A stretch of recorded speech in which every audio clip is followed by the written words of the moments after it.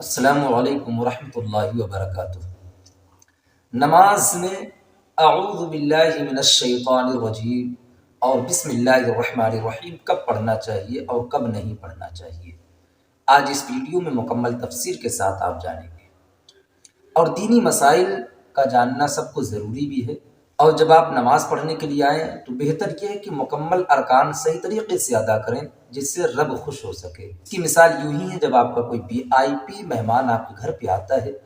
تو آپ کھانے پینے کے تعلق سے لے کے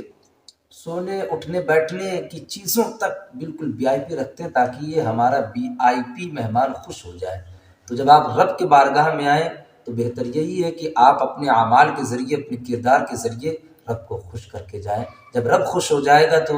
آپ سوچ ہی سکتے ہیں کہ جب دنیا دار خوش ہوتا ہے تو وہ تھوڑی بہت دولت دے دیتا ہے جس سے گھر کا سسٹم صحیح ہو جاتا ہے، تو جب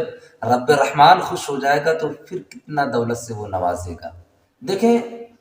چاہے وہ 4 رکعت والی فرض ہو، چاہے 2 رکعت والی فرض ہو، چاہے 3 رکعت والی فرض ہو، چاہے وہ نفل ہو، چاہے وہ وتر ہو، چاہے وہ سنت ہو، جب آپ تکبیر تحریمہ کہہ کر کانوں تک ہاتھ لے جائیں گے اور ناف کے نیچے لا کر باندھ لیں گے، اور ہماری ماں اور بہنیں سینے پر باندھیں گے جب ہاتھ کو، تو پھر ثنا پڑھنے کے بعد سبحانک اللہم وبحمدک وتبارک اسمک وتعالی جدک ولا الہ غیرک، ثنا مکمل پڑھنے کے بعد اعوذ باللہ من الشیطان الرجیم ایک مرتبہ پڑھیں گے۔ صرف آپ پہلی رکعت میں پڑھیں گے۔ اب چاہے آپ 2 رکعت والی فجر کی نماز پڑھ رہے ہیں، چاہے ظہر کی 4 رکعت والی پڑھ رہے ہیں، چاہے عصر کی 4 رکعت والی پڑھ رہے ہیں، یا چاہے 2 رکعت والی سنت پڑھ رہے ہیں، صرف آپ پہلی رکعت میں اعوذ باللہ من الشیطان الرجیم پڑھیں گے۔ یہ آپ نے سمجھ لیا۔ اب رہی بات بسم اللہ کی، تو جب آپ اعوذ باللہ پڑھ لیں گے اس کے بعد میں پھر آپ کو بسم اللہ الرحمن الرحیم سورہ فاتحہ سے پہلے پڑھنا سنت ہے، یعنی قرات کی ابتدا ہو رہی ہے تو سورہ فاتحہ سے پہلے آپ کو بسم اللہ الرحمن الرحیم پڑھنا ہے، یہ سنت ہے۔ اب جب سورہ فاتحہ مکمل آپ تلاوت کر لیں گے اس کے بعد میں آپ کوئی سورت ملائیں گے۔ عموماً لوگ 30ویں پارے کی سورتیں پڑھتے ہیں، جیسے قل اعوذ برب الفلق، یا قل هو اللہ احد، یا تبت یدا ابی لہب وتب،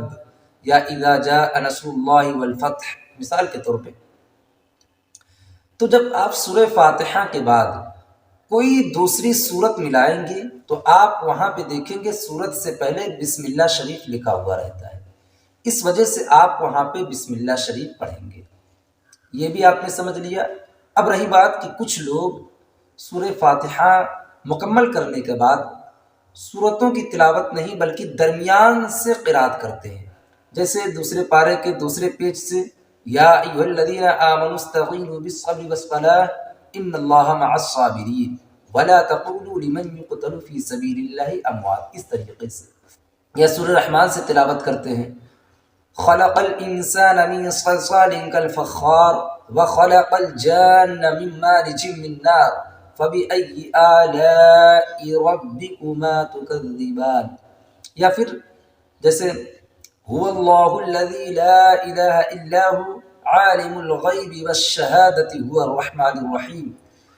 یعنی جب آپ سورہ فاتحہ مکمل کرنے کے بعد درمیان سے قرات کریں گے تو پھر وہاں پہ بسم اللہ پڑھنا ضروری نہیں ہے۔ اب ایک اہم مسئلہ یہ ہے کہ اگر آپ سورہ فاتحہ سے پہلے اعوذ باللہ من الشیطان الرجیم اور بسم اللہ الرحمن الرحیم پڑھنا بھول گئے،